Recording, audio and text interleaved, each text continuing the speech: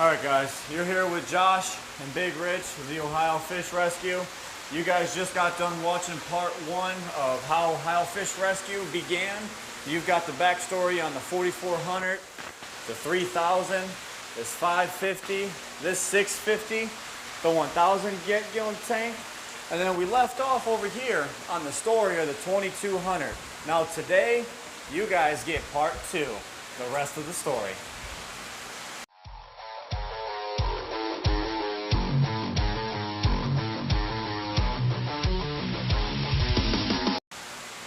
Hi guys, Big Rich and Josh here, Ohio Fish Rescue.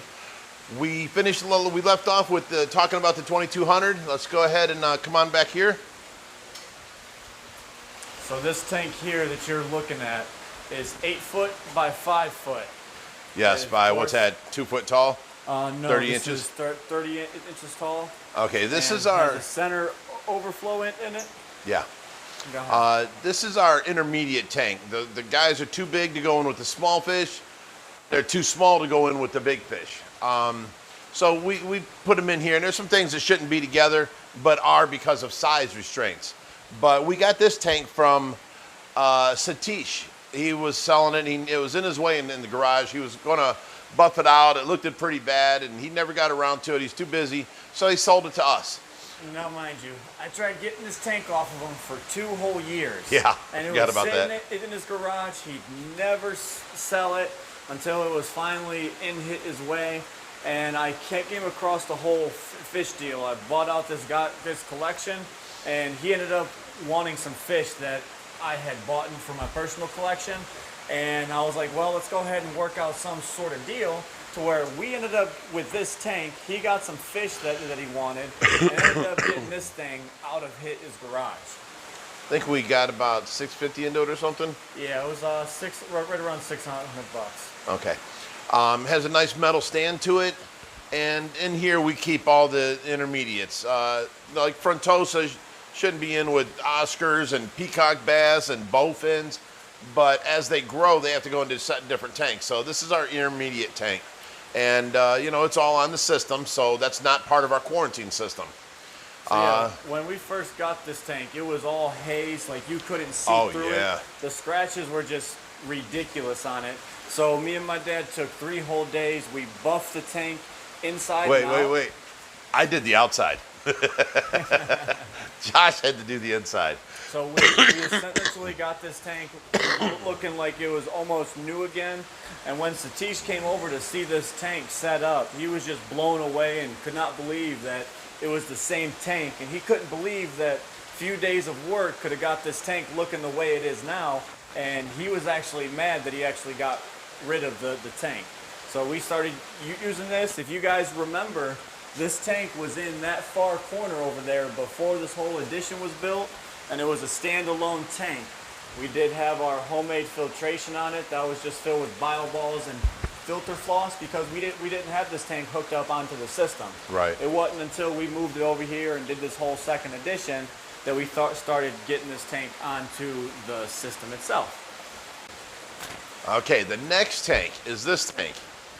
Now, this is our Avid Tank, and he is in there by himself. He is not to be going in with other fish.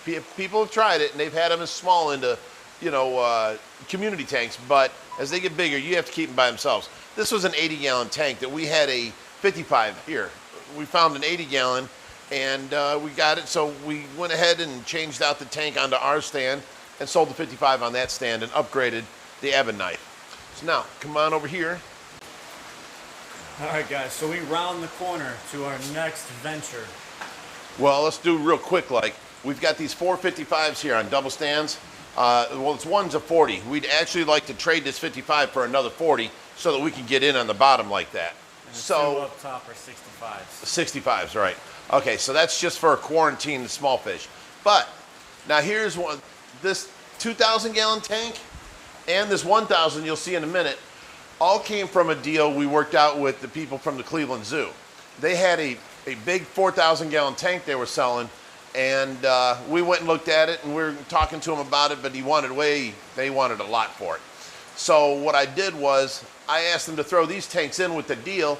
He tacked on a couple thousand, and we sold the 4,000 gallon tank for the price he wanted, and we put in the other couple thousand and got the 2,000 and the 1,000 for ourselves. So now this is a 16 foot by 4 foot by 4 foot tank, and it's got, I think these are 6-7 foot windows.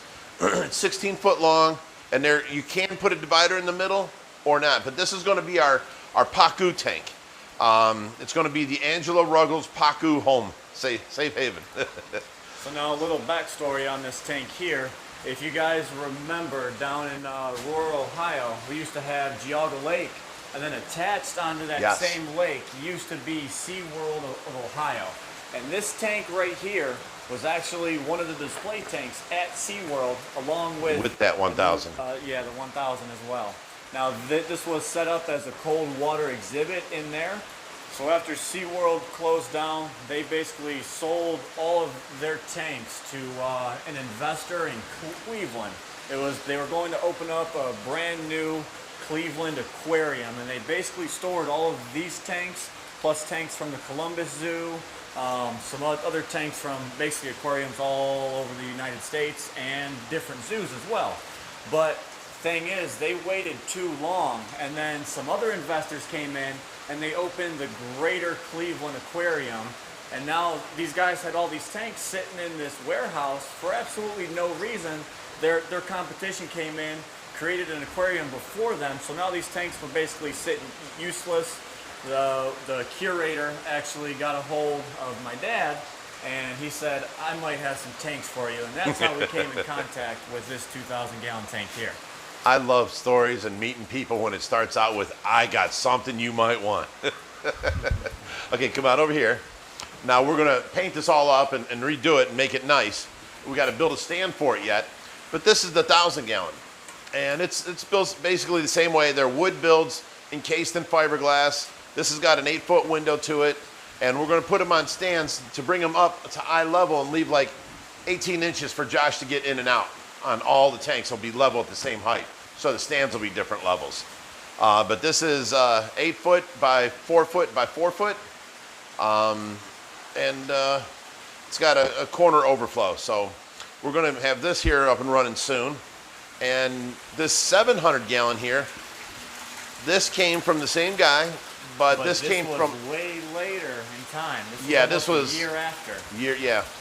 This here we just recently picked up, and it's a 700 gallon that came from the Columbus Zoo.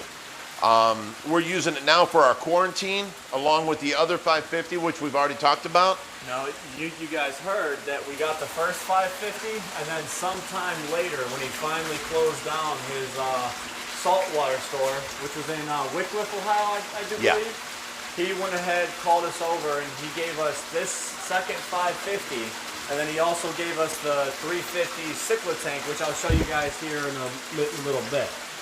Okay, now this is the next in line. We picked this up, I don't know, 4 months ago maybe.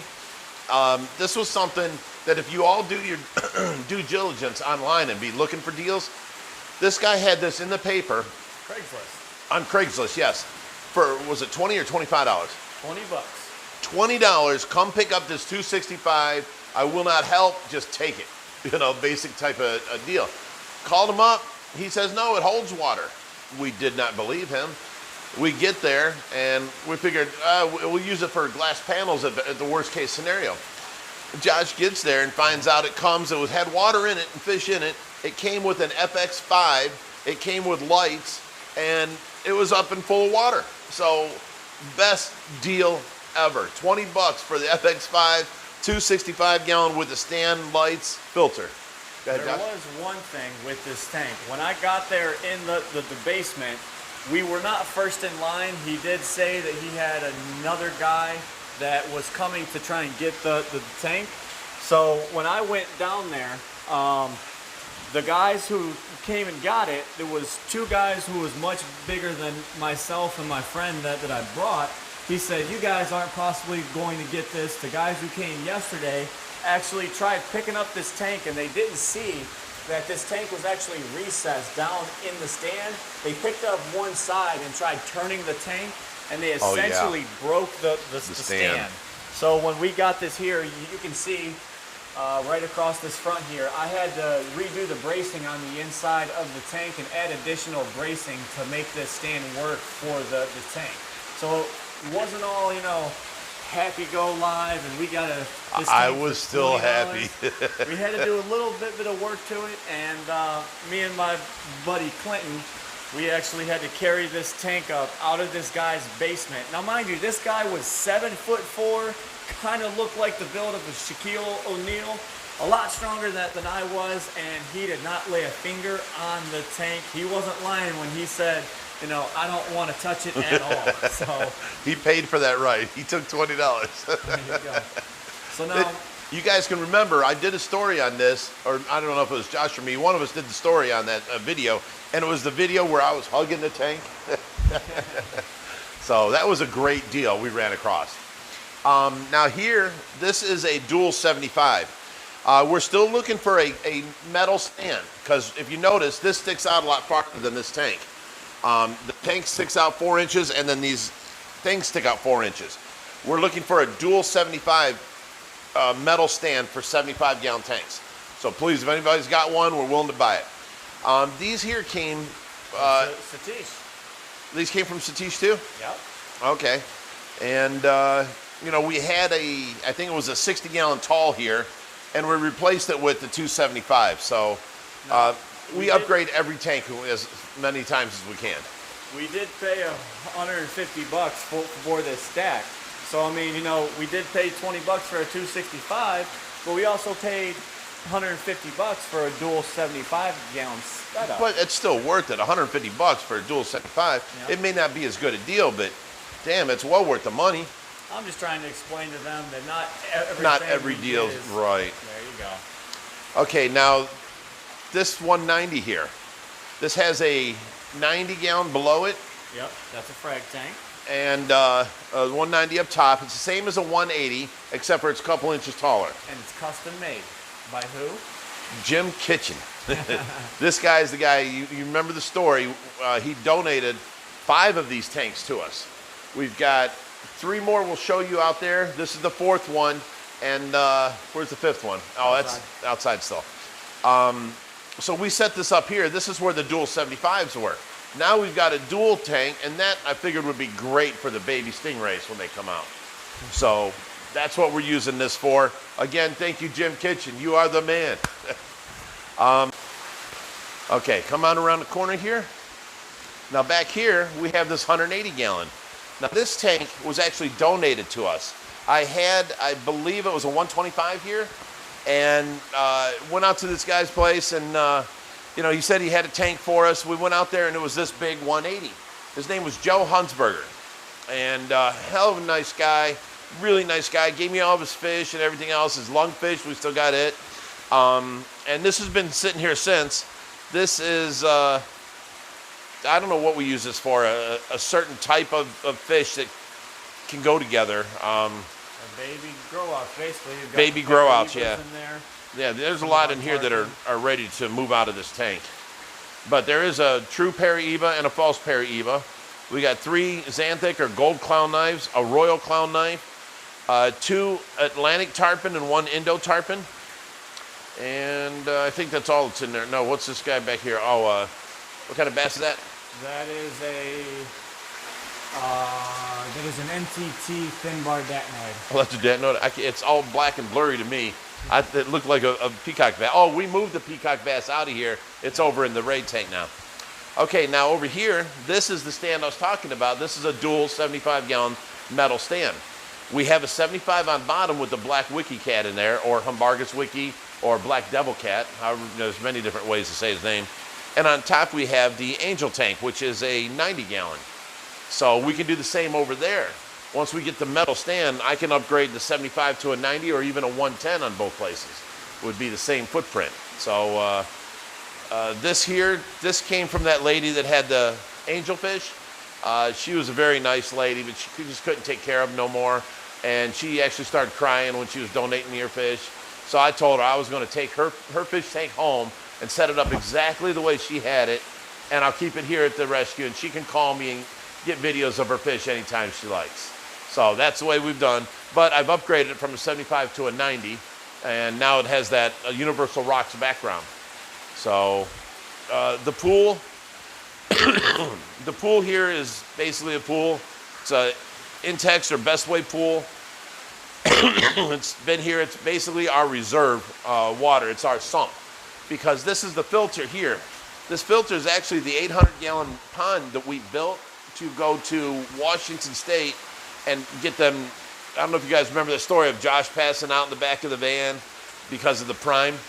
That is a previous video. If you guys have not seen it, you guys can scroll back down and you can see the video of the whole trip to Washington State to rescue. You should all go back to our very first video and watch them all in order, and you'll see exactly how, because we put a video out of everything on it. You'll see exactly how this place was built up to what it is today. But anyways, that was the 800-gallon tub. We brought the 19 4-foot fish home in, and then I had Steve Shin make me this. This is a sock holder. Stick that way up high and look down at the socks. There you go. There's 9 100-micron socks. Water comes in from over there, goes through the socks. When this gets full, the socks are full, this water level will raise up and it'll fall out into the other side. I know then it's time to change the socks. Then water goes through the 800-gallon tub as a settling chamber, and then the pothos eats up a bunch of the nitrates. It comes out of this, overflows into this white pipe here, comes over this way into our garbage cans full of bio balls, and we took a tub and drilled a bunch of holes in the bottom of it to make it a spreader. And we keep the lids on to keep the water from splashing. It goes through all the bio balls, and there's holes in the side, not the bottom of the can, but in the side. That way I can point which way I want the water flowing. So both these cans are pointing off that direction. They hit the back and go all the way around. And you can even see the flow in the back corner where it's hitting that corner and turning. So it's always, we never have to clean the bottom of this.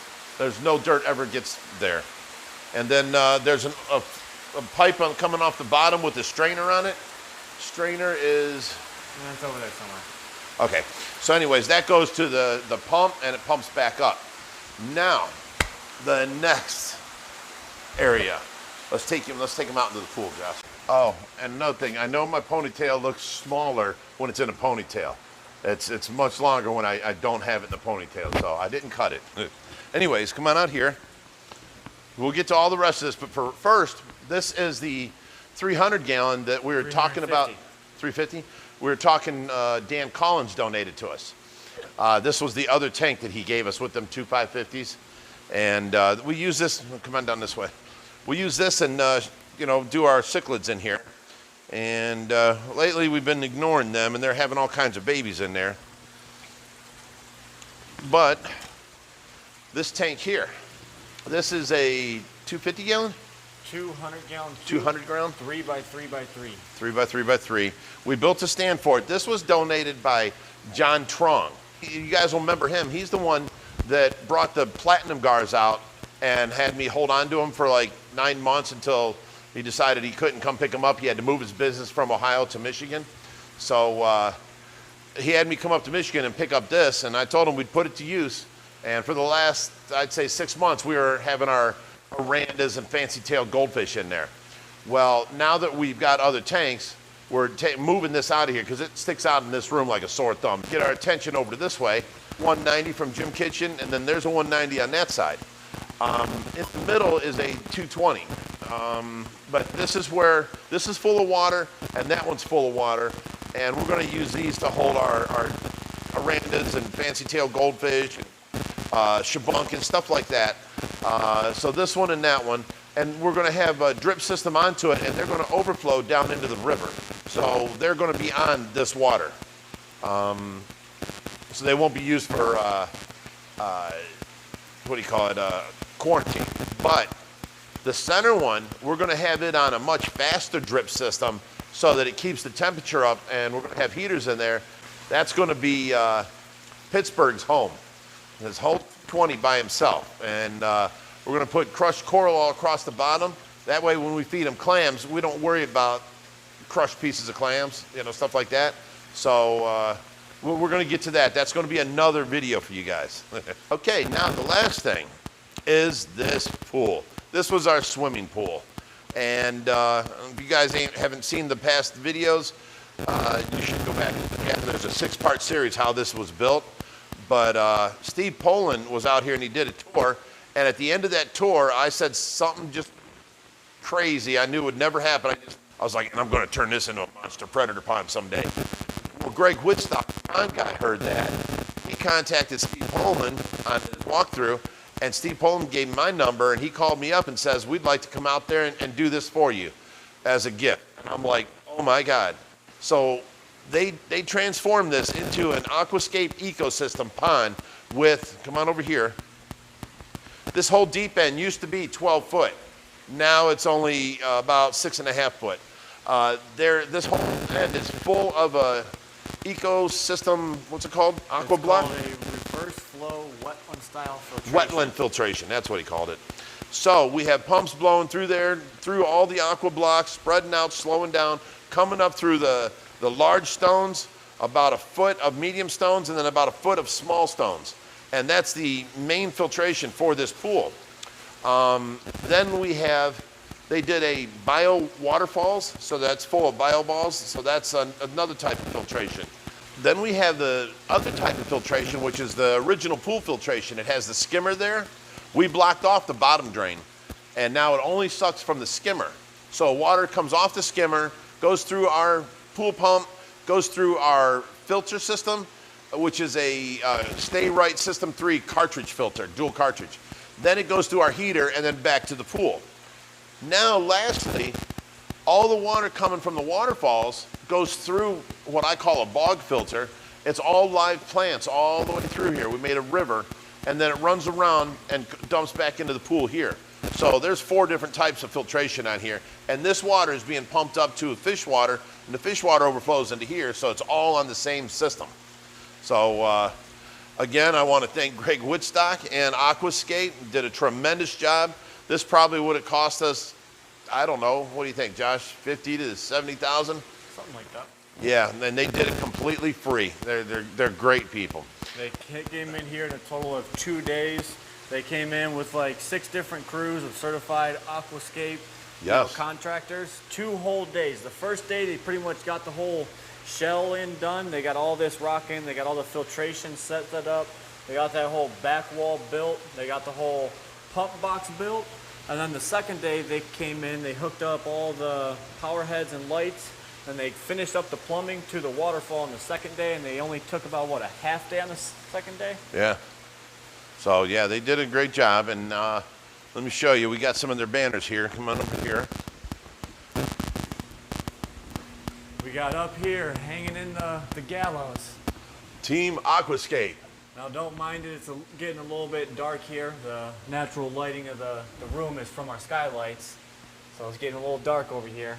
And over in this corner, we have Greg Woodstock, the pond guy. He's always watching me.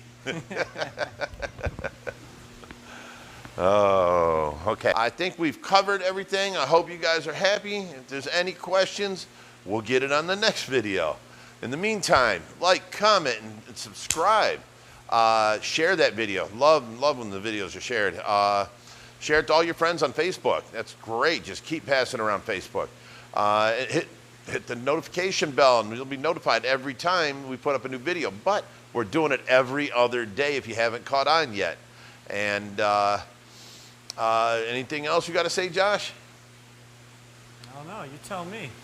Okay. 1, 2, 3. Stay fishy, my friends.